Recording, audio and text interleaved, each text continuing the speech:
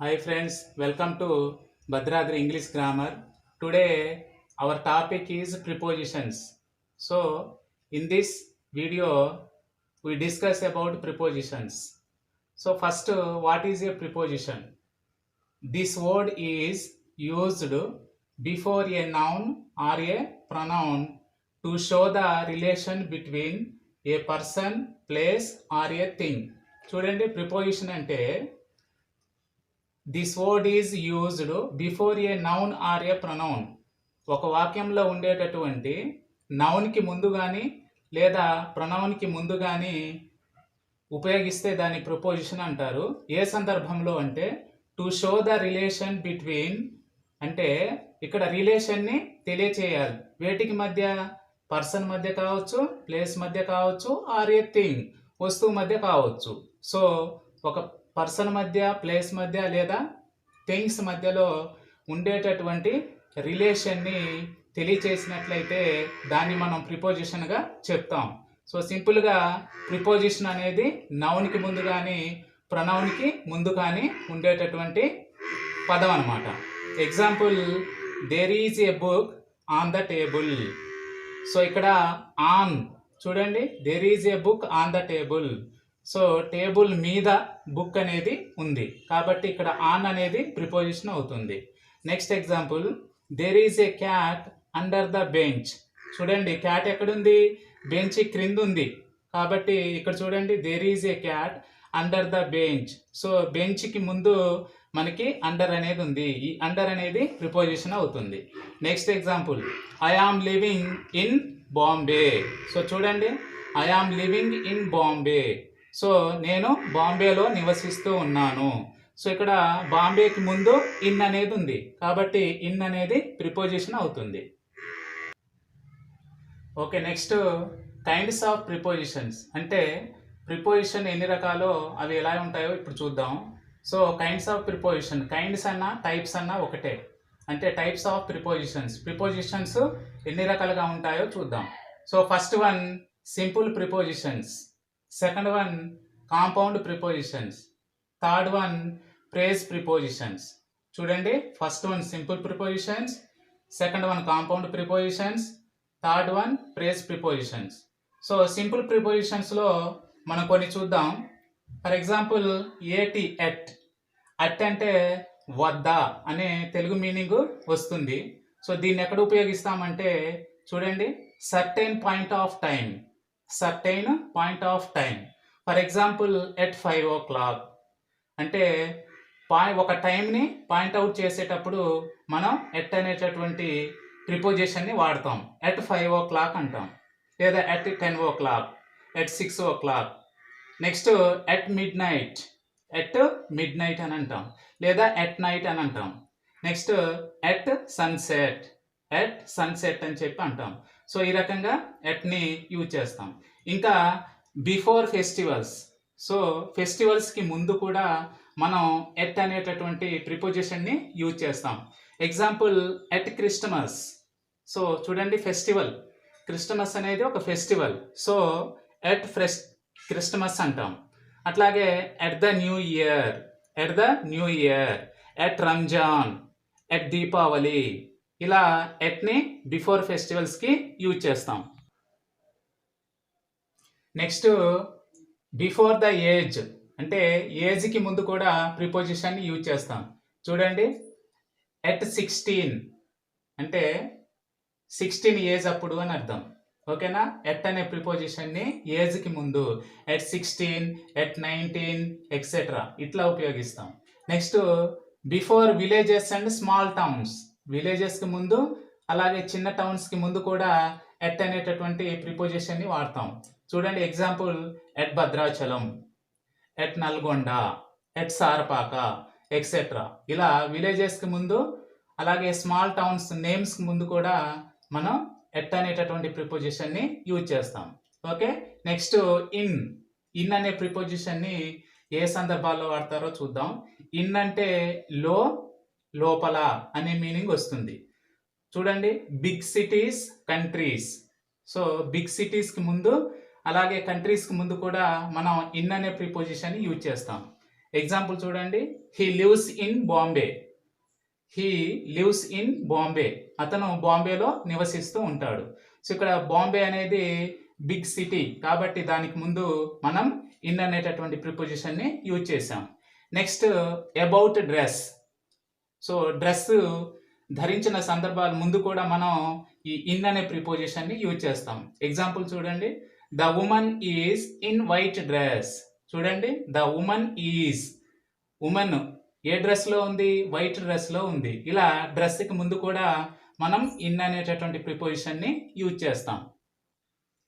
Next economic and health position, అంటే ఆర్థికపరమైన ఆరోగ్యపరమైన పరిస్థితిని గురించి తెలియజేసేటప్పుడు ఇన్ అనేటటువంటి ప్రిపోజిషన్ని వాడతాం.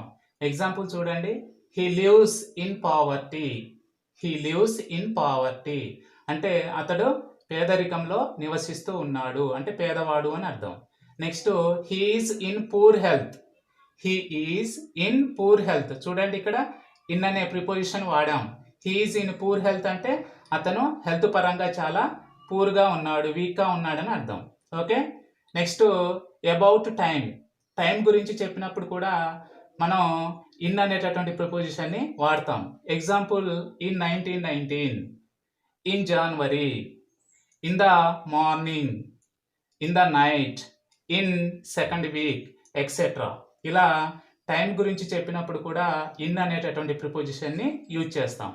Okay, next third one, by.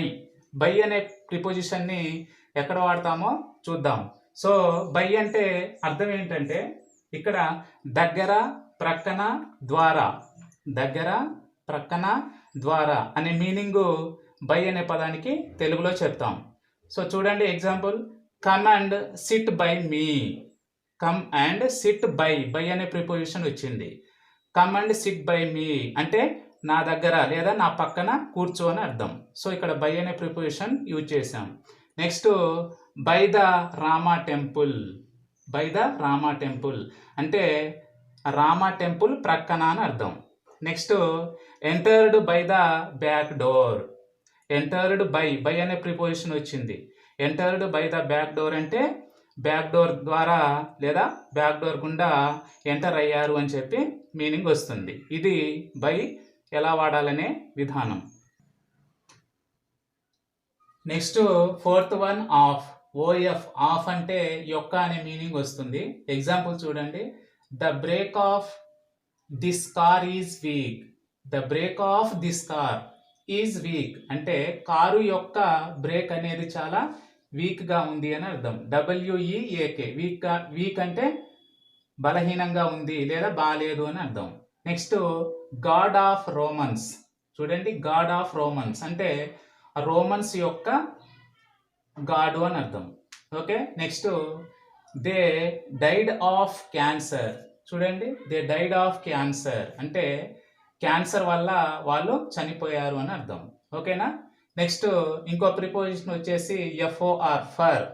For అంటే కొరకు లేదా కోసం అనే మీనింగ్ వస్తుంది. చూడండి, this is a letter for you. So for అనే ప్రిపోజిషన్ వచ్చింది.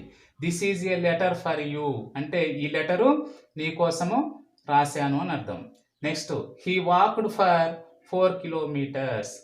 హీ వాక్డ్ ఫర్ 4 కిలోమీటర్స్ అతడు 4 కిలోమీటర్లు వాకింగ్ చేశాడు అని చెప్పి అర్థం వస్తుంది. ఓకేనా, next one, TO, two. Two అనే దానికి కు లేదా కి అనే తెలుగు మీనింగ్ వస్తుంది. చూడండి examples, let's go to the park. చూడండి, let's go to the park అంటే మనం పార్కుకి వెళ్దాము అని అర్థం. Next India won by 6 goals to 3. చూడండి, ఇక్కడ TO2 ప్రిపోజిషన్ వచ్చింది. India 1 by 6 goals to 3. So India win కావటానికి అంటే ఆల్రెడీ గెలిచింది ఎంతకి. సో ఇక్కడ 6 goals తను కంప్లీట్ చేసి 3కి 6 goalsతో అది ఇండియా అనేది విన్ 1 అంటే గెలిచింది అని అర్థం. సో ఇక్కడ 2, 3 అంటే 2 అనే ప్రిపోజిషన్ ఇక్కడ యూజ్ చేయడం జరిగింది.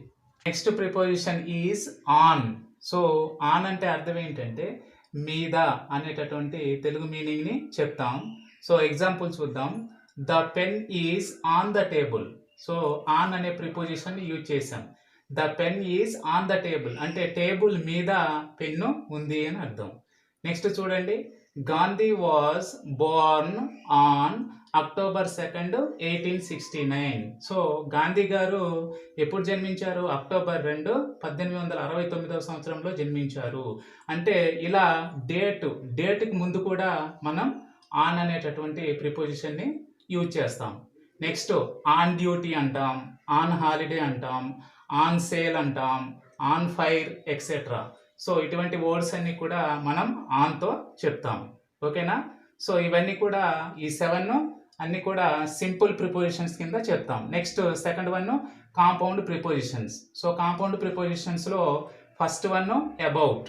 సో అబౌట్ అనేది ఎక్కడ యూజ్ చేస్తాం, దాని మీనింగ్ ఏంటో చూద్దాం.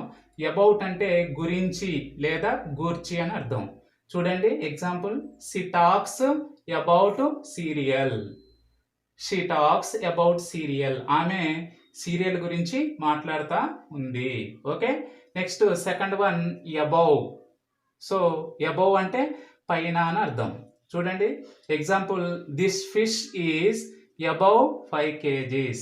This fish is above 5 kgs అంటే ఈ చేప అనేది 5 kgల కంటే ఎక్కువ ఉంది అని అర్థం. 5 kgల పైన బరువు ఉంది అని అర్థం. Okay. Next they were above 10 in group. అంటే ఇక్కడ చూడండి అబౌవ్ అనే ప్రిపోజిషన్ని వాడాం. అంటే వాళ్ళు 10 మంది కంటే ఎక్కువ, 10 మందికి పైన వాళ్ళ గ్రూప్లో వాళ్ళు ఉన్నారు. సో ఇలా చెప్పేటప్పుడు అబౌవ్ అనేటటువంటి ప్రిపోజిషన్ని యూజ్ చేస్తాం. Next before. సో బిఫోర్ అనే ప్రిపోజిషన్ని ఎలా వాడతారో చూద్దాం. బిఫోర్ అంటే ముందు లేదా ముందుగానే మీనింగ్ వస్తుంది. చూడండి example, the dances performed before the audience. చూడండి బిఫోర్ అనే ప్రిపోజిషన్ వచ్చింది. అంటే డాన్సెస్ అనేవి, డాన్స్ పర్ఫార్మెన్స్ అనేది ఆడియన్స్కి ముందు బిఫోర్ వాళ్ళు పర్ఫామ్ చేయడం జరుగుతూ ఉంటుంది. Next behind.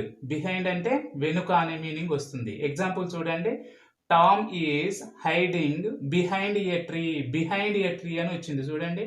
సో టామ్ అనేటటువంటి వ్యక్తి హైడింగ్ అంటే దాక్కోవటం. ఎక్కడ దాక్కున్నాడు? బిహైండ్ ఏ ట్రీ అంటే చెట్టు వెనుక దాక్కోవడం జరిగింది. కాబట్టి బిహైండ్ అనేది ప్రిపోజిషన్గా వాడాం. Next beside. సో బిసైడ్ అంటే ప్రక్కన అనే అర్థం వస్తుంది. Example, the house is beside the river. The house is beside. Beside అంటే ప్రక్కన. ఇల్లు ఎక్కడుంది? రివర్కి ప్రక్కన ఇల్లు ఉంది.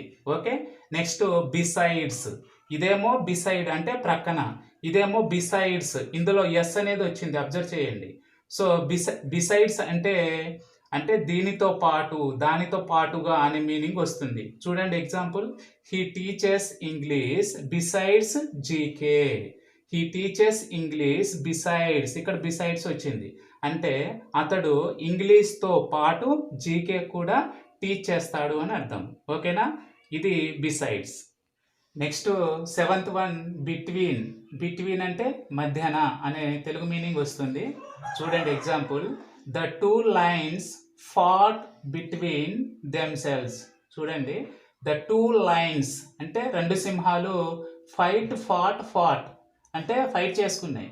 బిట్వీన్ దెమ్సెల్వ్స్ అంటే 2 lines కూడా, 2 సింహాలు కూడా అవి 2 వాటికి అవే ఫైట్ చేసుకున్నాయని అర్థం. ఇక్కడ గమనించాలి, బిట్వీన్ అంటే 2 అంటే ఇద్దరి మధ్య జరిగిన సందర్భంలో బిట్వీన్ అనేటటువంటి ప్రిపోజిషన్ని వాడతాం. ఓకేనా? So next among.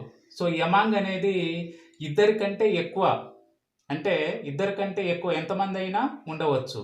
సో అలా ఇద్దరికంటే ఎక్కువ అనే సందర్భంలో ఎమాంగ్ అనేటటువంటి ప్రిపోజిషన్ని యూజ్ చేయాలి.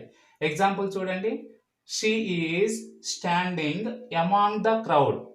ఇక్కడ క్రౌడ్ అంటే చాలామంది జనాలు అనేది వస్తుంది. షీ స్టాండింగ్, ఆమె జనాల ముందు లేదా ప్రజల ముందు ఆమె నిలబడి ఉంది. ఇక్కడ ఎమాంగ్ అనేది యూజ్ చేసాం. చూడండి, ఎమాంగ్ ద క్రౌడ్. ఇక్కడ క్రౌడ్ అంటే చాలా మంది ఉన్నారు అని అర్థం. ఆ చాలా మంది ముందు తను స్టాండింగ్ పొజిషన్లో ఉంది. ఓకేనా? సో దీంతో మనకి టోటల్గా కాంపౌండ్ ప్రిపోజిషన్స్ అయిపోయినాయి. Next third one phrase prepositions. So phrase ప్రిపోజిషన్స్లో నెంబర్ 1 చూడండి, అకార్డింగ్ టు అంటే దాని ప్రకారం అని అర్థం. ఓకేనా? అకార్డింగ్ టు అనే ప్రేజ్ ప్రిపోజిషన్కి అర్థం ఏంటంటే దాని ప్రకారం. చూడండి example, according to Raja's order. According to Raja's order అంటే రాజుగారు ఇచ్చిన ఆర్డర్స్ ప్రకారంగా అని అర్థం. రాజుగారి యొక్క ఆర్డర్స్ ప్రకారంగా. నెక్స్ట్ ఇంకొకటి చూడండి, అకార్డింగ్ టు హిమ్. చూడండి, అకార్డింగ్ టు హిమ్ అంటే అతడు చెప్పినట్లుగా లేదా అతడు చేసినట్లుగా, అతడి ప్రకారంగా అని అర్థం వస్తుంది. ఇది అకార్డింగ్ టు అనేటటువంటి ప్రిపోజిషన్ని యూజ్ చేసేటటువంటి విధానం. Next one, second one, because of. So because of అంటే అందువలన అనే మీనింగ్ వస్తుంది.